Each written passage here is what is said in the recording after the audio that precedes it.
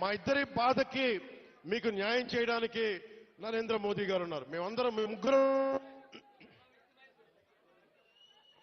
ముగ్గురం మీ బాధలను అర్థం చేసుకొని నేను వాళ్ళందరి తరపున క్షేత్రస్థాయిలో మన మంత్రివర్గ సహచరులతోటి ఎమ్మెల్యేల తరపున అందరితోటి కలిసి నేను ప్రతి గ్రామం పర్యటించి కష్టాలు తెలుసుకొని కొంతమంది పెద్దల్ని పిలిచి అవసరమైతే ఎలాంటి అభివృద్ధి ఇక్కడ అద్భుతంగా ఉంది. చూస్తూ ఉంటే చాలా అద్భుతంగా ఉంది.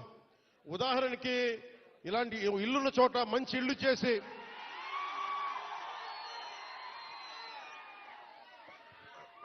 మీతో మాట్లాడి ఇక్కడున్న అందరితో మాట్లాడి అమ్మా కూర్చోండి కూర్చోండి మీరు కొంచెం పక్క రావాలి రోడ్.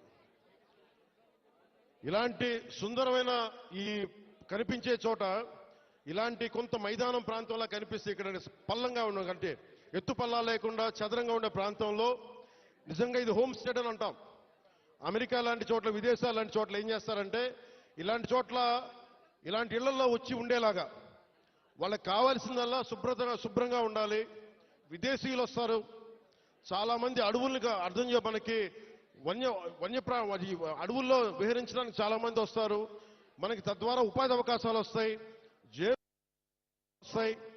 మీరు కూర్చోబెట్టి ఈ మనకి పర్యావరణం కోసం పరిశోధించే శాస్త్రవేత్తలు చాలా మంది ఉన్నారు.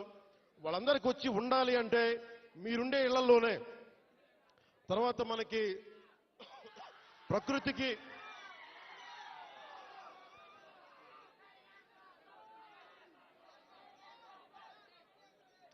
5 సంవత్సరాల్లో ఒక 5 సంవత్సరాల్లో గత ప్రభుత్వం చేసిన తప్పుల్ని ఎండగడ్డి గొంతు పోయింది.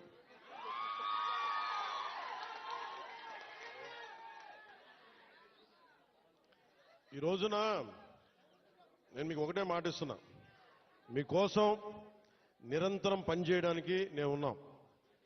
ఈ రోజున మన బడ్జెట్ 19 పంచాయతీలకు సంబంధించి ఇలాంటి రోడ్లే దాదాపు 40 కోట్ల రూపాయలతోటి మనం శాంక్షన్ చేశాం.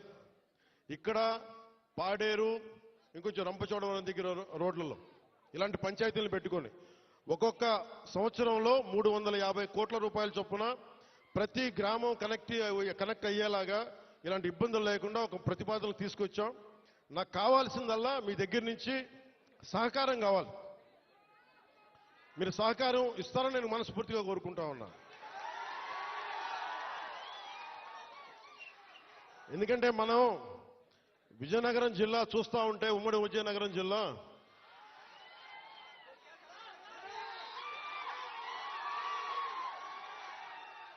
అడవుల్లో కాదు, ఇంత సుందరమైన ప్రాంతంలో పుట్టిన మీరు అదృష్టవంతులే. నేను నిజంగా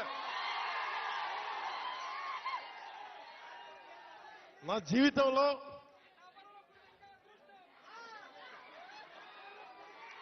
జీవితంలో నేను ఎప్పుడు అసూయపడలా. నాకు ఈర్ష్య ఉండదు.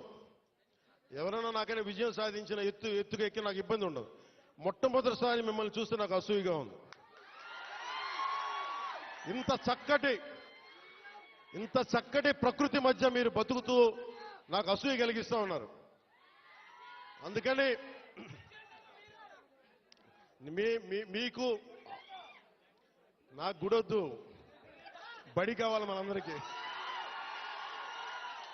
ముందు చదువు ఉంటేనే భగవంతుడు గుర్తొస్తాడు, బడి ఉన్న చోట గుడి వస్తుంది. అందుకని నేను మీకు నిరంతరం మీకు అందుబాటులో ఉంటాను. కలెక్టర్ గారికి కూడా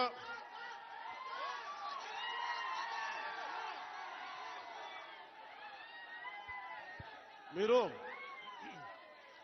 ఇక్కడ ఇంతమంది మీరు అన్నయ్య అంటారు, ఏం చేయరు మీరు.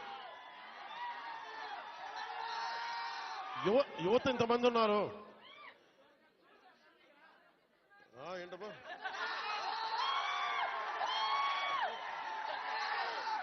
యువత ఇంతమంది ఉన్నారు.